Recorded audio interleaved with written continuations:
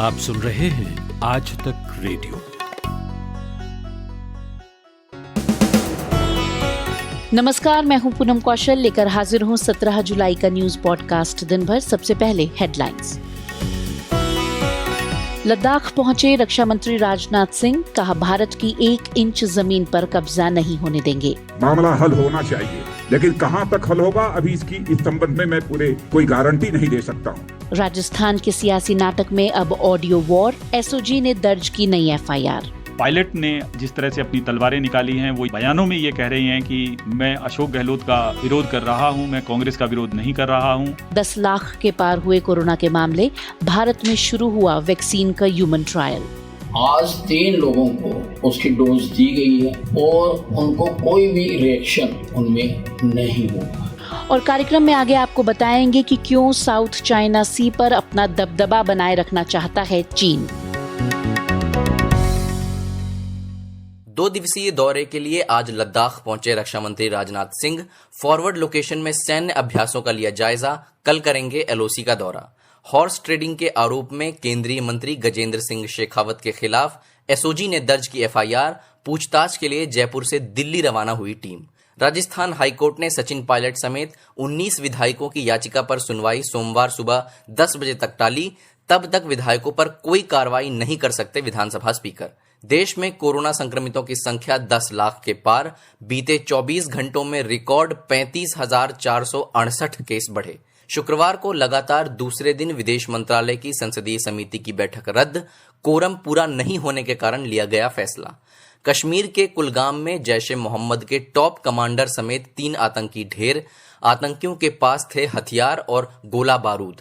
HCL chief Shiv Nadar की बेटी रोशनी नाडर बनी एचसीएल की चेयरमैन। भारत की सबसे अमीर महिलाओं में है शुमार। सुशांत सुसाइड केस में महाराष्ट्र के गृहमंत्री अनिल देशमुख ने सीबीआई जांच की जरूरत से किया इनकार। बोले मुंबई पुलिस जांच करने में पूरी तरह है सक्षम। यूएन ने तालिबान सरगना नूर वली को घोषित किया ग्लोबल टेररिस्ट। पाकिस्तानी फौज का करीबी है ये आतंकी। ऑनलाइन स्पीड चेस चैंपियनशिप में भारत की कोनेरू हम्पी ने रूस की वैलेंटीना को हराकर सेमीफाइनल में बनाई जगह। हरिका द्रोणवल्ली क्वार्टर फाइनल से हुई बाहर।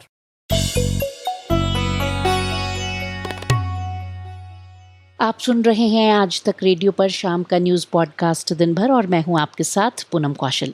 अगले आधे घंटे में हम समझेंगे दुनिया में कोरोना महामारी के बावजूद क्यों आक्रामक हो रहा है चीन। साथ ही समझेंगे राजस्थान के पॉलिटिकल ड्रामे की पूरी स्क्रिप्ट और जानेंगे लैंसेट ने कोरोना वायरस पर भारत के लिए क्या कहा। लेकिन सबसे पहले बात रक्षा मंत्री राजनाथ सिंह के जम्मू कश्मीर और लद्दाख के फॉरवर्ड लोकेशंस के दौरे की। चीन से तनाव के माहौल में आज रक्षा मंत्री राजनाथ सिंह ने कहा है कि भारत और चीन सीमा विवाद सुलझाने के लिए बातचीत कर रहे हैं और उन्हें उम्मीद है कि विवाद का हल निकल जाना चाहिए। लद्दाख में भारतीय सैनिकों को संबोधित करते हुए राजनाथ सिंह ने कहा कि कोई भी भारत की 1 इंच जमीन पर भी कब्जा नहीं कर सकता। इस समय सीमा के विवाद को सुलझाने के लिए बातचीत का दौर चल रहा है। जो कुछ अब तक की प्रगति हुई है बातचीत की, मामला हल होना चाहिए, लेकिन कहां तक हल होगा अभी इस संबंध में मैं कोई गारंटी नहीं दे सकता हूं। लेकिन मैं इतना यकीन दिलाना चाहता हूं कि भारत की 1 इंच जमीन को भी दुनिया की कोई ताकत छू नहीं सकती है, उस पर कब्जा नहीं कर सकती। भारत दुनिया का यह इकलौता देश है जिसने भारत की सीमा में रहने वाले लोगों को ही अपने परिवार का सदस्य नहीं माना है, बल्कि पूरे विश्व की धरा पर रहने वाले लोगों को अपने परिवार का सदस्य मानते हुए वसुधैव कुटुंबकम का संदेश सारे विश्व को किसी एक देश ने दिया है तो हमारे और आपके देश भारत ने दिया। तो ये थे भारत के रक्षा मंत्री राजनाथ सिंह। दुनिया इस समय चीन से निकली कोरोना महामारी की चपेट में है। अर्थव्यवस्था ठप है, उदासी का दौर है। किसी को नहीं पता कि कल की तस्वीर क्या होगी, लेकिन चीन अपने विस्तारवादी एजेंडे पर लगा हुआ है। हमारे आपके मन में भी ये सवाल उठना लाजमी है कि जब हम इस महामारी से जूझ रहे हैं, ऐसे समय में सीमा पर तनाव क्यों है? क्या इसके पीछे चीन का कोई बड़ा एजेंडा है? आज दिन भर में हमारे साथ हैं दिल्ली की जवाहरलाल नेहरू यूनिवर्सिटी में सेंटर फॉर इंटरनेशनल पॉलिटिक्स के चेयरपर्सन डॉक्टर स्वर्ण सिंह, इंटरनेशनल पॉलिटिक्स की बारीकियों को समझने वाले डॉक्टर स्वर्ण सिंह से आज हम समझेंगे चीन का एजेंडा क्या है। मैंने उनसे सबसे पहले यही पूछा कि भारत और चीन के बीच कोर कमांडरों की 4 दौर की बातचीत के बाद भी LAC पर तनाव कम क्यों नहीं हो रहा, इसकी वजह क्या है और क्या संकेत मिल रहे हैं। पिछले 4 दशकों में भारत और चीन दोनों का जो है वो आर्थिक उदय हुआ है, वृद्धि दर बहुत अच्छे रहे हैं और इस समृद्धि के चलते दोनों की सेनाओं में भी आधुनिकीकरण हुआ है और वहाँ के जो इंफ्रास्ट्रक्चर है लाइन ऑफ एक्चुअल कंट्रोल का, उसके दोनों तरफ इंफ्रास्ट्रक्चर में भी बड़ी तेजी से बदलाव आया है। उसी वजह से आप देखें कि पिछले 6 या 7 साल से लगातार देखने में मिला है कि जो अतिक्रमण है उनकी संख्या और उसमें बल प्रदर्शन दोनों में तेजी से बदलाव आया है। तो कहने का मतलब ये कि लगातार तेजी आई है। ये भिड़ंत जो होते हैं सेनाओं के दोनों तरफ से और एनकाउंटर्स जो मिलते हैं अचानक सरप्राइज में एक दूसरे को, वो और चीन अब एक नहीं 4 जगह इस बार उसने एक तरह का तनाव बनाने की कोशिश की है। तो ये बदलाव अचानक नहीं आया, धीरे धीरे आया और पोखरान क्राइसिस जब हुई 2017 में, तब हमें समझ जाना चाहिए था कि ये जो अभी तक के हमारे तौर तरीके हैं सीमा पर तनाव को सुलझाने के, वो शायद काफी नहीं है। इसीलिए आपने देखा कि गालवान घाटी में जो भिड़ंत हुई जिसमें हमारे सैनिक भी शहीद हुए, उसके बाद बड़ी तेजी से जो ब्रिगेड कमांडर्स की सीमा पर मीटिंग होती थी उसको अब कोर कमांडर कर रहे हैं वहां पर मुलाकात आपस में। और ठीक उसके साथ साथ हमारे यहाँ जो एक वर्किंग मैकेनिज्म और consultation and coordination of India China border affairs बना हुआ है विदेश मंत्रालयों के बीच में, उनकी बातचीत चल रही है और उनकी बातचीत के साथ साथ दोनों विदेश मंत्री और जो विशेष प्रतिनिधि बनाए गए थे वाजपेयी जी के समय में 2013 से, उनकी भी उनके साथ बातचीत चल रही है। तो दोनों तरफ से पूरी कोशिश है कि उच्च स्तर तक बात हो, सेना में भी और विदेश मंत्रालय में भी, ताकि कम से कम वहाँ स्थिरता और शांति का माहौल बनाया जाए। अब सवाल यह है कि 4 बार ये बात हो चुकी है कोर कमांडर्स की, पर पूरी तरह से शांति बाहर नहीं हुई है। उसका यही कारण है कि जैसा हमने कहा कि 4 दशकों में धीरे धीरे जो परिवर्तन आया है, उसके चलते जो प्रकृति है वहाँ आपस में भिड़ंत होने की, वो बहुत अलग है आज। और सीमा पर जो विवाद है वो सीधा सीमा रेखा का विवाद नहीं है, बहुत बड़ी भूमि पर संप्रभुता का विवाद है ये।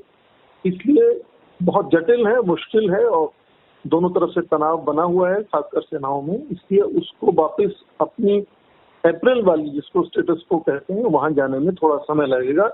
पर ये जो इच्छा दोनों तरफ से है कि शांति और स्थिरता बनाई जानी चाहिए सीमा पर, वो साफ जाहिर है। अलग अलग स्तर पर उसको बताया गया है दोनों तरफ से, पर उसको कार्यान्वित करने में थोड़ा समय लगेगा। जी, स्वर्ण सिंह जी, चीन की विस्तारवादी नीति इन दिनों सवालों में है। चीन ने हर तरफ से अपनी सीमाओं को विस्तार करने की कोशिश की है। चीन का विस्तारवाद भारत के लिए कितना बड़ा खतरा है? चीन के लिए भारत उसका सबसे बड़ा, प्रभावशाली, बड़ी आर्थिक व्यवस्था वाला और तेजी से वृद्धि दर वाला देश है उसके लिए। तो यदि एशिया में कोई देश उसकी बढ़ती हुई संप्रभुता का जो प्रभाव है उसको चुनौती दे सकता है तो केवल भारत दे सकता है। मैं यहाँ तक कहूँगा कि चीन के कई पड़ोसी देश जो उससे परेशान हैं, भारत की जो नीति है चीन की, उसको बड़े ढंग से इस वक्त देख रहे हैं। तो भारत किस तरह से चीन के सामने खड़ा होता है, इसका प्रभाव बहुत से दूसरे चीन के पड़ोसी देशों पर पड़ने वाला है।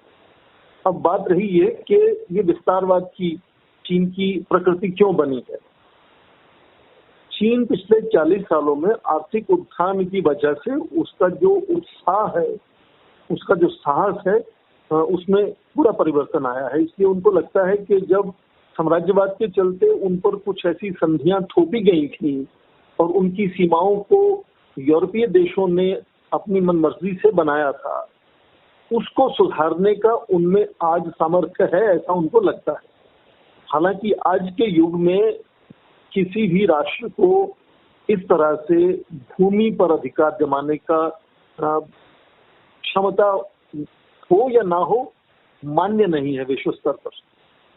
तो ये हो पाना बहुत मुश्किल है। इसीलिए आप देखें चीन में एक नीति का इस तरह से उपयोग किया उन्होंने, जिसमें वो बहुत धीमे धीमे, आप देखें भारत चीन की सीमा पर भी केवल 15 जून को इस तरह की ज्यादा बात बढ़ गई, नहीं तो चीन हमेशा 2 कदम आगे 1 कदम पीछे इस तरह की नीति अपनाता है और धीरे धीरे इसी तरह से उसने पूरे दक्षिण चीन सागर पर अपना प्रभाव और दबदबा बना लिया है। और दूसरी जगह भूमि पर भी वो इसी तरह से अपना प्रभाव बनाना चाहता है। वो नहीं चाहता कि युद्ध हो, पर यह नीति दूसरे देश अब समझते हैं और इस तरह की विस्तारवाद की सोच को बार बार प्रधानमंत्री मोदी ने कहा, चाहे उनकी वो 2014 सितंबर की जो भाषण उनका जापान में हुआ वो हो, जो हाल ही में लद्दाख में उन्होंने भाषण दिया उसमें भी फिर जिक्र हुआ इसका। तो भारत ने साफ किया है कि चीन की इस तरह की प्रकृति को भारत बिल्कुल नहीं मानता और इस तरह से एक तरफा जो है वो सीमाओं में बदलाव लाना वो बिल्कुल मान्य नहीं है, ना भारत को मान्य है ना पूरे विश्व को मान्य है। इसीलिए आप देखें कि चीन कुछ बदलाव ला नहीं पाया है जमीन पर। भारत चीन की सीमा को देखें या और बड़े देशों के साथ उसकी सीमा को देखें, पर उसकी लगातार कोशिश बनी रहेगी मुझे लगता है। तो इस बार शांति स्थिरता बन भी गई सीमा पर, तो इसका मतलब ये नहीं होगा कि चीन की चुनौती जो है वो भारत के लिए समाप्त हो गई। जी, साउथ चाइना सी पर मैं आपसे बात करना चाह रही थी, जो अब एक नया रण क्षेत्र बनता जा रहा है। ये दक्षिण एशिया में शांति और स्थिरता के लिए कितना बड़ा खतरा हो सकता है? चीन जब 1949 में एक कम्युनिस्ट चीन की तरह से बनाया गया, तो पहले करीब 3 दशकों तक उसका पूरा ध्यान अपनी भूमि पर पूरी तरह से अपना अधिकार बनाने में लगा रहा। वो चाहे सिंचियांग हो, जिसको ईस्ट तुर्कमेनिस्तान भी कुछ लोग कहते हैं, या तिब्बत हो, या मंगोलिया, इधर मंगोलिया हो, ताइवान अभी तक भी उनके कब्जे में नहीं आया है। तो ये कोशिश हुई कि जो चीन को लगता है कि वो उनकी भूमि है उस पर किस तरह से अपनी संप्रभुता जताई जाए। फिर उसके बाद चीन ने जब ये कर लिया तो फिर उनका ध्यान सीमाओं के बाहर सागर पर गया। तो उनको लगा कि अब हमें सागर पर भी अपना प्रभाव बढ़ाना चाहिए। तो उसके चलते आप देखें कि हू चिंताओ जब राष्ट्रपति बने और उस वक्त तक चीन का व्यापार बहुत बढ़ चुका था, उसको समुद्र पर यातायात की सेफ्टी और सिक्योरिटी पर पूरा ध्यान रखना था। तो इसके चलते चीन की नेवी में बहुत तेजी से आधुनिकीकरण शुरू हुआ। ये 90 के दशक में शुरू होता है। तो उसके बाद लगातार अपने व्यापार को बढ़ाते हुए और उसकी सुरक्षा बनाए रखने के लिए चीन ने कोशिश की कि न केवल उसके जो बिल्कुल पास है दक्षिण चीन सागर, जिसको वो ऐतिहासिक तौर पर कहता है कि वो उसी का इलाका है, हालांकि अंतर्राष्ट्रीय स्तर पर कोई उसको इस तरह से मान्यता नहीं देता है, पर पिछले करीब 20 सालों से आप देखें कि चीन ने लगातार धीरे धीरे वहाँ जो छोटे छोटे फीचर्स जिसको कहते हैं, वो चाहे अटोल हो या रीफ हो, जिनको आइलैंड या टापू नहीं मानते हैं क्योंकि वो पानी के नीचे दब जाते हैं हाई टाइड में, उन पर भी धीरे धीरे कंस्ट्रक्शन बनाकर, आर्टिफिशियल आइलैंड जिसको कहते हैं, बनाकर अपना लगातार संप्रभुता का जो है वो दावा किया है उस जगह पे।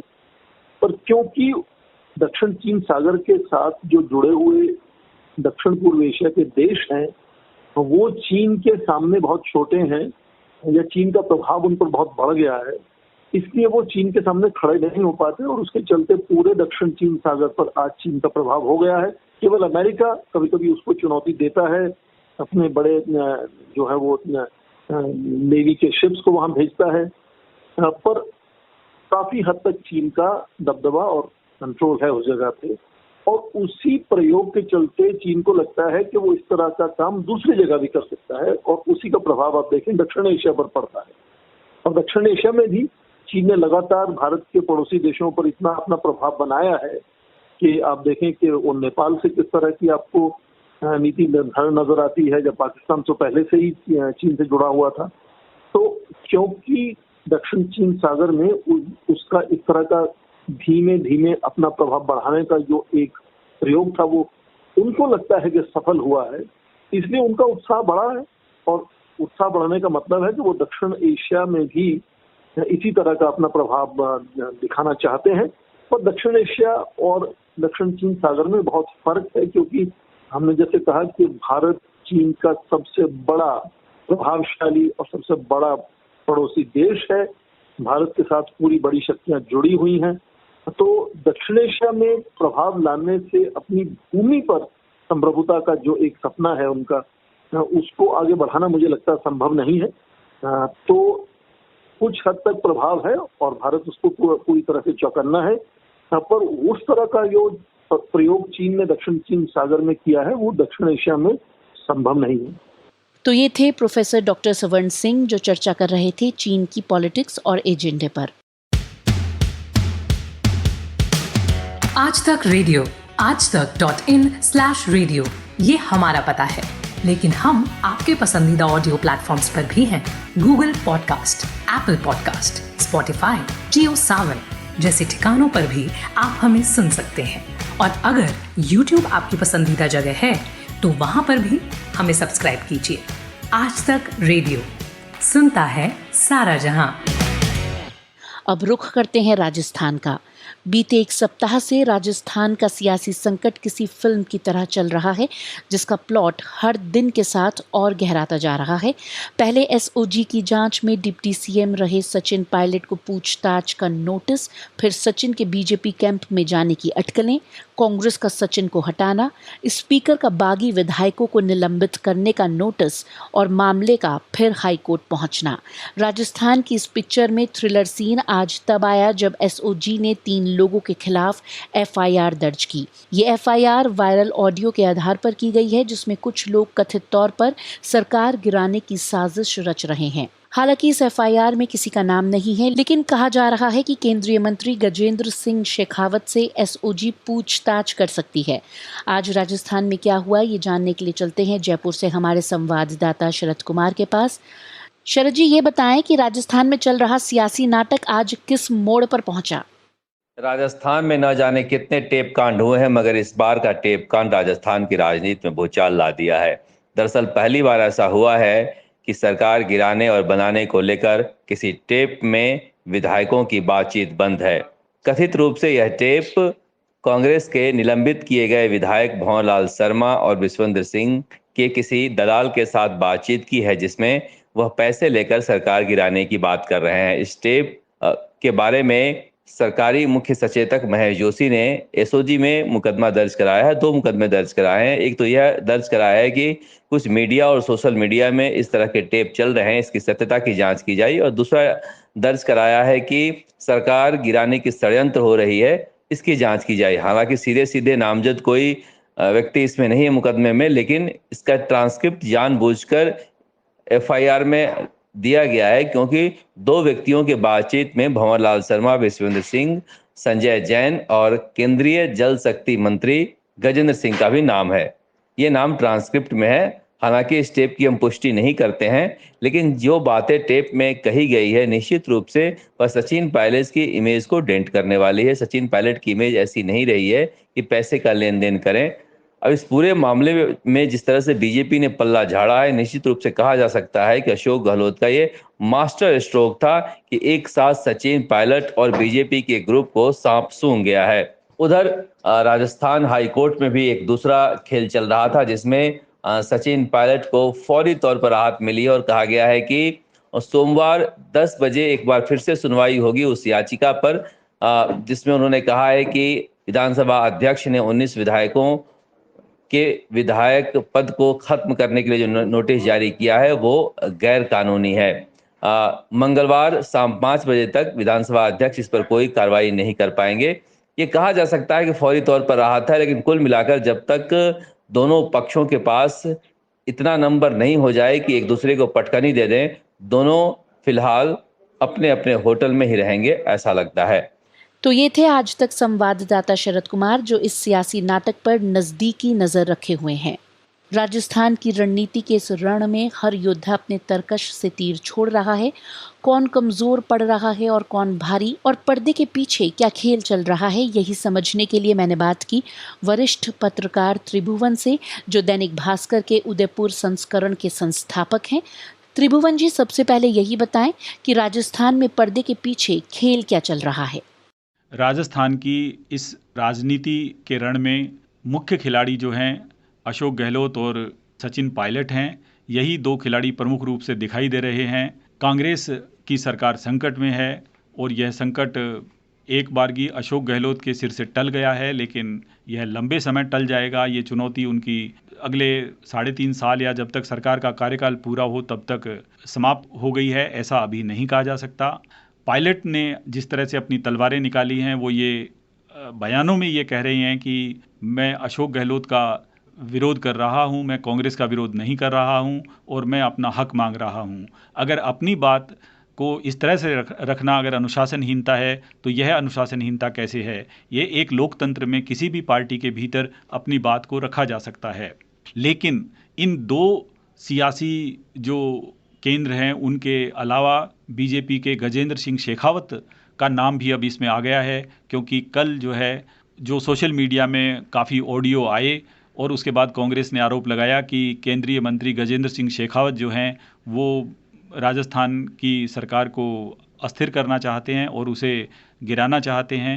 वे पैसे की सौदेबाजी कर रहे हैं और भंवरलाल शर्मा से उनकी जो बातचीत का ऑडियो है वो अगर सच निकलता है तो बहुत गंभीर बात है। लेकिन खुद गजेंद्र सिंह शेखावत ने इसका खंडन किया है और उन्होंने कहा है कि ये शायद किसी और की आवाज़ है, उनकी आवाज़ नहीं है। तो पर्दे के पीछे जो चल रहा है वह बिल्कुल सामने है। त्रिभुवन जी, लेकिन किसी केंद्रीय मंत्री पर राजद्रोह का मुकदमा दर्ज होना क्या असामान्य घटना नहीं है? इससे पहले कभी राजस्थान की राजनीति में ऐसा हुआ है? किसी केंद्रीय मंत्री पर राजद्रोह का मुकदमा दर्ज होना वाकई बहुत ही असामान्य घटना है और इस तरह का प्रयास पहले राजस्थान की राजनीति में शायद ही कभी हुआ हो, क्योंकि हाल के वर्षों में इस तरह की स्थिति भी नहीं बनी कि कभी किसी केंद्रीय मंत्री ने दखल दे करके राजस्थान की सरकार को इस तरह अपदस्थ करने की कोशिश रही हो। हालांकि कुछ पुराने किस्से आज भी राजस्थान की हवाओं में या राजस्थान के इतिहास के पन्नों पर मौजूद हैं। एक बार जब मुख्यमंत्री के तौर पर भैरव सिंह शेखावत की सरकार थी और भैरव सिंह शेखावत अपना इलाज कराने के लिए एक बड़े ऑपरेशन के लिए अमेरिका गए हुए थे, तो भंवरलाल शर्मा भारतीय जनता पार्टी में हुआ करते थे उस समय, और उन्होंने तब भी कांग्रेस के कुछ नेताओं से मिल करके सरकार को गिराने का प्रयास किया था, लेकिन वे सरकार नहीं गिरा पाए थे। यह राजस्थान की राजनीति का एक पुराना किस्सा है। त्रिभुवन जी, ये समझाइए कि राजस्थान पुलिस की एसओजी की जांच अब कितनी ज्यादा अहम हो गई है? राजस्थान पुलिस की एसओजी की जांच अब काफ़ी अहम हो गई है और राजस्थान के जो विद्रोही विधायकों का जो ठिकाना था, जहां तक दूसरे लोग नहीं पहुंच पा रहे थे, शायद उनमें सेंध लगाने का भी एक रास्ता हो, और दूसरा उसके अलावा केंद्रीय मंत्री गजेंद्र सिंह शेखावत को घेरने और सचिन पायलट के खेमे को जो है कमज़ोर करने में भी यह काफ़ी भूमिका निभा सकता है। लेकिन हमें यह नहीं भूलना चाहिए कि इसके साथ साथ अभी एक चीज़ और बाकी है, और वह है आयकर विभाग के अशोक गहलोत समर्थक 2 लोगों पर छापों की कार्रवाई, क्योंकि इन छापों के माध्यम से काफ़ी कार्रवाई हुई है और अभी उसका सच सामने आना बाकी है। उस दौरान क्या चीज़ निकलेगा, कौन से दस्तावेज सामने आएंगे, ये एक बहुत बड़ी बात है। तो एसओजी की कार्रवाई जो है वो इनकम टैक्स की कार्रवाई से भी हमें जोड़कर देखनी चाहिए, क्योंकि इन दोनों के जो पीछे की जो कहानी रहेगी, इन दोनों के माध्यम से जो दोनों पक्षों के पास अपने अपने दस्तावेज रहेंगे, वो क्या कहते हैं, किस तरह के हालात बनते हैं, उस पर निर्भर करेगा। तो ये थे वरिष्ठ पत्रकार त्रिभुवन। और अब बात कोरोना वायरस की। वो जनवरी के शुरुआती दिन थे, चीन में नया वायरस मिलने की खबरें आ रही थीं। हम सुनकर अनसुना कर रहे थे, लग रहा था चीन की बात है और चीन बहुत दूर है। फिर हर बीतते दिन के साथ वायरस के मामले तेजी से बढ़ने लगे और हमें लगने लगा कि गंभीर खतरा है। लेकिन हमने ये नहीं सोचा था कि हमारे देश में चीन से भी ज़्यादा मामले होंगे। चीन की सुई तो 1 लाख के करीब मामलों पर रुक गई, लेकिन हमारे देश में संक्रमण के मामले लगातार बढ़ते ही जा रहे हैं। आज भारत में 10 लाख से अधिक मामले हैं। भारत अमेरिका और ब्राज़ील के बाद दुनिया का तीसरा देश है जहां 10 10 लाख से ज़्यादा मामले हैं। 5 लाख मामले तो बीते 20 दिनों में ही सामने आए हैं और हर दिन रफ्तार बढ़ ही रही है। इसी बीच मेडिकल जगत की मशहूर पत्रिका लैंसेट में प्रकाशित एक शोध पत्र में कहा गया है कि भारत के अधिकतर जिले अब कोरोना संक्रमित हैं। और क्या कहा गया है इस शोध में और भारत में कोरोना को लेकर फिलहाल क्या सिचुएशन है, बता रहे हैं हमारे सहयोगी सिद्धार्थ। भारत में कोरोना के मामले आज लगातार बढ़ते हुए 10 लाख से ज्यादा हो गए हैं। मौत का आंकड़ा भी 25,000 को पार कर चुका है। वहीं कोरोना पर सियासत है कि रुकने का नाम ही नहीं ले रही है। 10 लाख पार के आंकड़े जारी होते ही राहुल गांधी ने सरकार पर निशाना साधते हुए ट्वीट किया और कहा कि कोरोना का आंकड़ा 10 लाख के पार हो गया है। अगर इस तेजी से कोरोना फैला तो 10 अगस्त तक 20 लाख तक आंकड़े जा सकते हैं। इसके साथ थोड़ी उम्मीद जगाने वाली खबर यह है कि आज पहली भारतीय कोरोना वैक्सीन का ह्यूमन ट्रायल शुरू हो चुका है। हरियाणा के स्वास्थ्य मंत्री अनिल विज ने इस बात की जानकारी दी कि भारत बायोटेक द्वारा तैयार की गई कोवैक्सीन का ह्यूमन ट्रायल आज रोहतक में शुरू हो गया है। जो भारत बायोटेक ने कोरोना की वैक्सीन बनाई है कोवैक्सीन, उसका आज रोहतक के पीजीआई में ह्यूमन ट्रायल आरंभ कर दिया गया है। आज 3 लोगों को उसकी डोज दी गई है और उनको कोई भी रिएक्शन जो उनके बाद किए गए हैं उनमें नहीं होगा। जल्दी ही और लोगों पर भी इसका ट्रायल किया जाएगा और ये हमारे लिए एक बहुत बड़ी बात है। लेकिन एक चिंता बढ़ा देने वाली रिपोर्ट भी भारत को लेकर सामने आई है। ये रिपोर्ट द लैंसेट ने जारी की है, जिसमें यह बताया गया है कि भारत के 640 जिलों में से 627 जिले कोरोना की चपेट में आ गए हैं। रिपोर्ट में यह भी कहा गया है कि भारत का 98% हिस्सा कोरोना की चपेट में है और अगर अभी भी ध्यान नहीं दिया गया तो हालात और खराब हो सकते हैं। कोरोना के बढ़ते केस के कारण उत्तराखंड सरकार ने भी हर शनिवार रविवार को लॉकडाउन की घोषणा कर दी है। देश के सबसे बड़े सूबे उत्तर प्रदेश में पहले से इस तरह की व्यवस्था लागू है। सिद्धार्थ चतुर्वेदी, आज तक रेडियो। तो दिन भर में आज के लिए बस इतना ही। अब वक्त है आपसे विदा लेने का। अब आप हमें गूगल पॉडकास्ट, स्पॉटिफाई और जियो सावन के अलावा और भी कई ऑडियो प्लेटफॉर्म्स पर सुन सकते हैं। अपना फीडबैक आप हमें radio@aajtak.com पर जरूर भेजें। फिलहाल मुझे और साउंड पर मेरे साथी कपिल देव सिंह को दीजिए इजाजत। नमस्कार।